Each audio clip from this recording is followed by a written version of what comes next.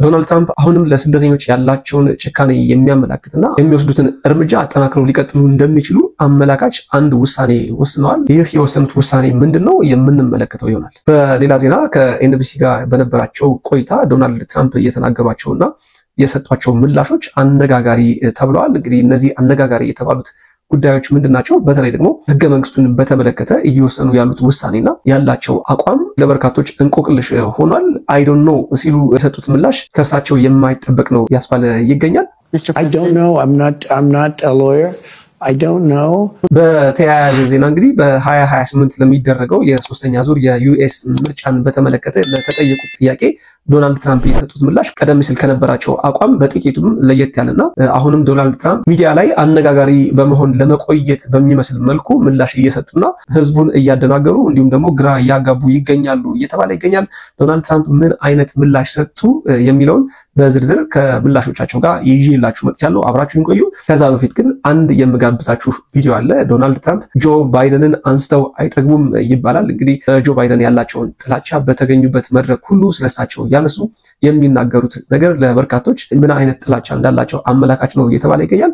እስኪ አንድ በጣም አዝናኝ ቪዲዮ ልጋብዛችሁ። ዶናልድ ትራምፕ ጆ ባይደንን ምን ያህል ጊዜ አንስተዋቸዋል የሚለውን እናንተ በቁጥር ገምታችሁ በኮሜንት ሴክሽን ላይ አስቀምጡልኝ። እስኪ ቪዲዮውን ግን ተመልክተን እንመለስ። Sleepy Joe Biden, crooked Joe Biden, crooked Joe Biden, Biden, Biden, Biden, Biden, Biden, Joe Biden, Biden, Biden, Joe Biden, Biden, Biden, Joe Biden, Biden, Biden, Biden, Biden, Biden, Joe Biden, Biden, Biden, Biden, Biden, Biden, Biden, Biden, Joe Biden, Biden, Biden, Joe Biden, Biden, Biden, Joe Biden, Biden, Biden, Biden, President Biden, President Biden, President Biden, Biden, Joe Biden, Biden, Biden, Biden, Biden, Biden, Biden, Biden, Biden, Biden, Joe Biden, Biden, Biden, Joe Biden, Biden, Biden, Biden, Biden, Biden, Biden, Joe Biden, Biden, Joe Biden, Joe Biden, the Biden administration, the Biden administration, the Biden administration, the Biden administration, the Biden administration, Biden administration, the Biden administration, the Biden administration, the Biden administration, the Biden administration, Biden administration, the Biden administration, the Biden administration, the Biden administration, the Biden administration, the Biden administration, ridiculous open border policy of the Biden administration, Biden's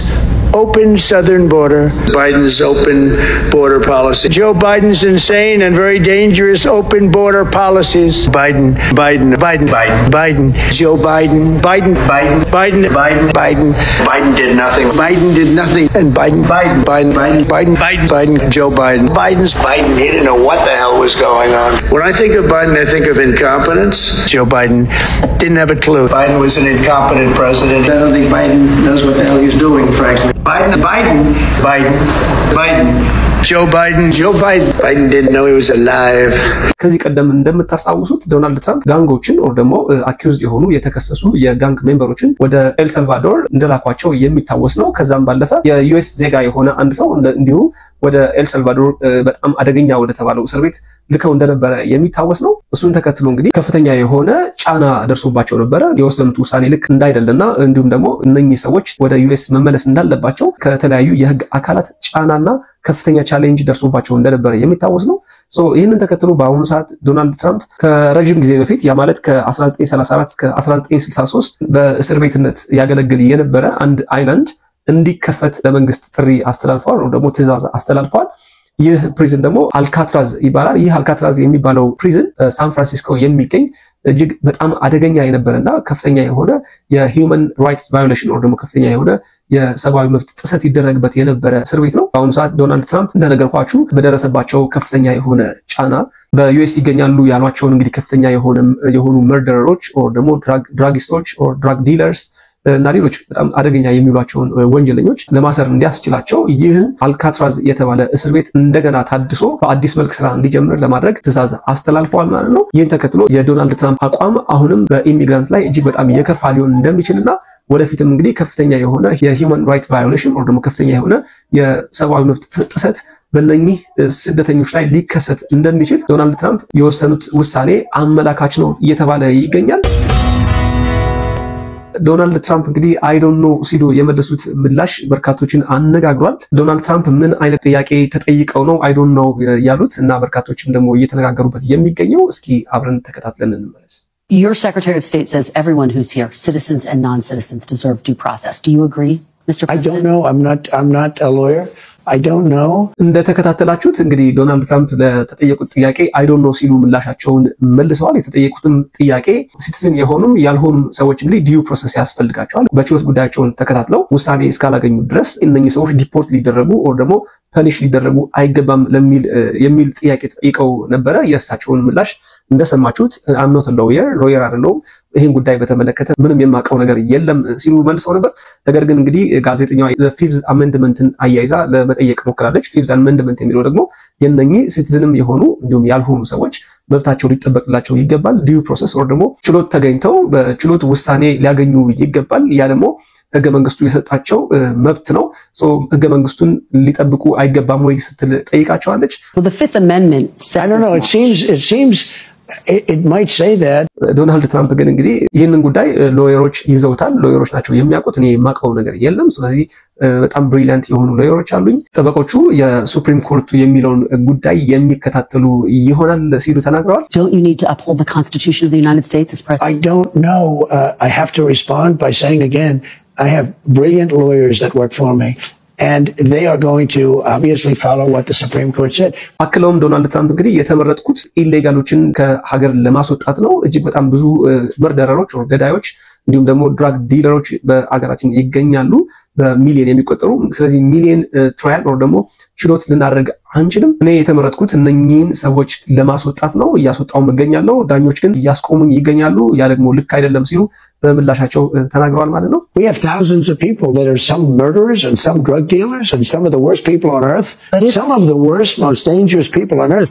And I was elected to get them the hell out of here, and the courts are holding me from doing it. ሌላኛው አወዛጋቢ ጉዳይ ከዚህ ቀደም ስለ 2028 የሶስተኛው የዩኤስ ምርጫን በተመለከተ አንድ ቪዲዮ ሰርችላችሁ ነበረ። ዶናልድ ትራምፕ እንግዲህ I'm not joking, there are ways I can run for the third term ሲሉ ተናግረው ነበረ።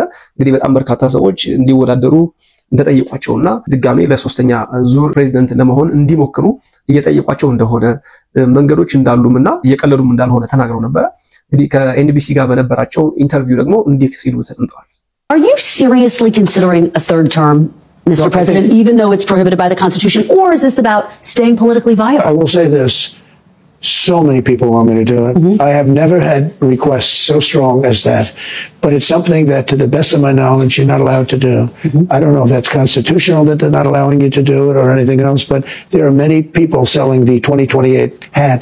But this is not something I'm looking to do. I'm looking to have 4 great years and turn it over to somebody, ideally a great Republican to carry it forward.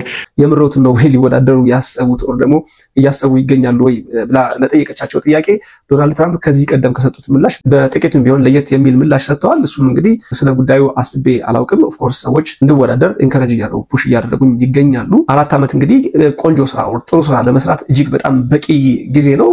ኢሚዲየትሊ 4 ዓመቱን ስጨርስ ለሚቀጥለው ፕሬዚደንት የማስረክብ ይሆናል። ነገር ግን ሪፐብሊካን ለሆነ ሰው እንደሚሆን ግን አልጠራጠርም ሲሉ ምላሻቸውን አስቀምጠዋል። እንግዲህ ከምላሻቸው የምንረዳው ፍጹም ስለ ጉዳዩ እያሰቡ እንዳልሆነ ነው።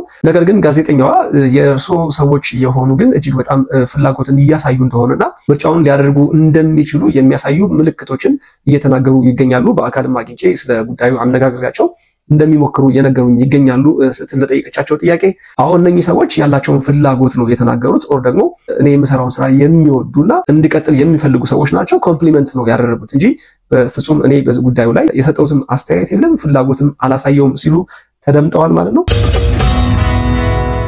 የትራምፕ አድሚኒስትሬሽን or ደግሞ የትራምፕ እዚህና ዛ የረገጠ ምላሽ እንግዲህ ለበርካቶች እንቆቅልሽ የሆነ ይገኛል።